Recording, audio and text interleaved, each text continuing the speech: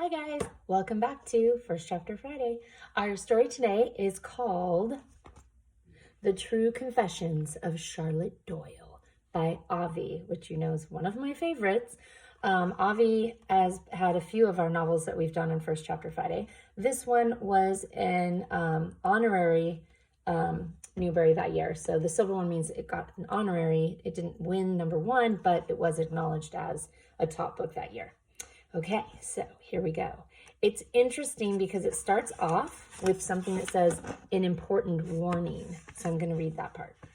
Not every 13-year-old girl is accused of murder, brought to trial and found guilty.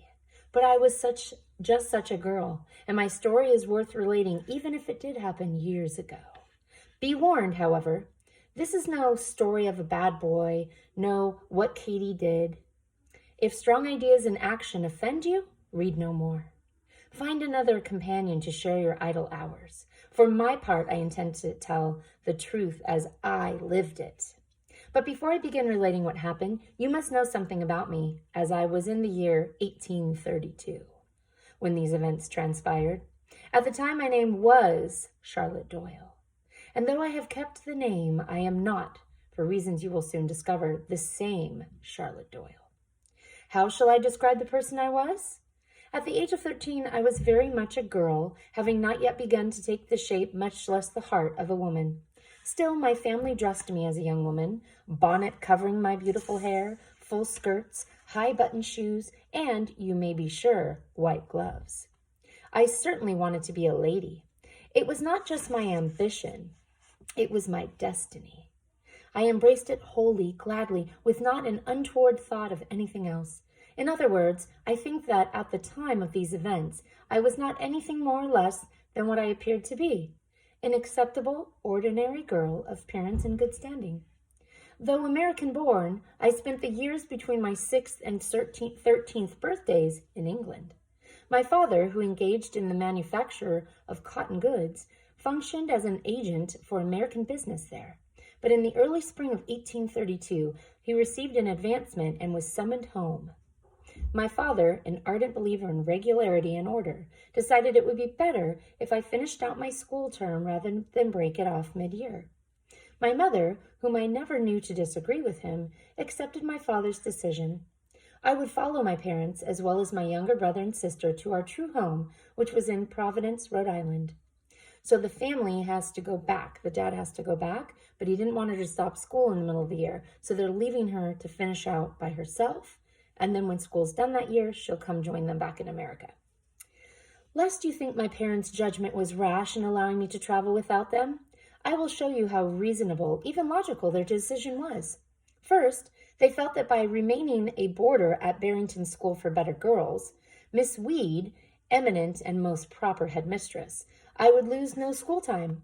Second, I would be crossing the Atlantic, a trip that could last anywhere from 1 to 2 months, during the summer when no formal education took place.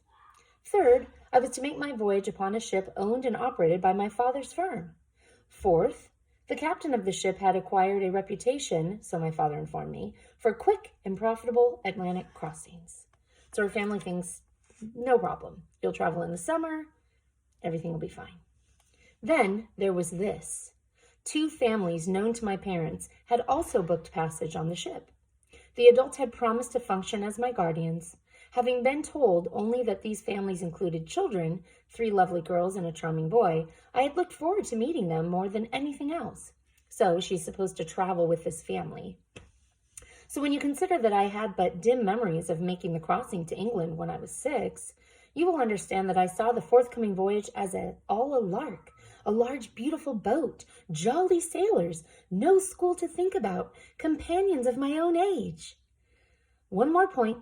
I was given a volume of blank pages, how typical of my father, and instructed to keep a daily journal of my voyage across the ocean, so that the writing of it should prove of educational value to me.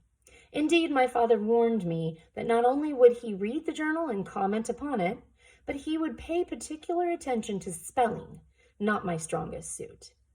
Keeping that journal, then, is what enables me to relate now, in perfect detail, everything that transpired during that fateful voyage across the Atlantic Ocean in the summer of 1832.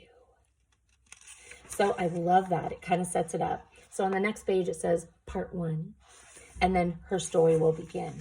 So I don't want to give it away. Again, it is called The True Confessions of Charlotte Doyle by Avi, A-V-I. I hope you enjoyed it. See you next time for First Chapter Friday. Bye-bye.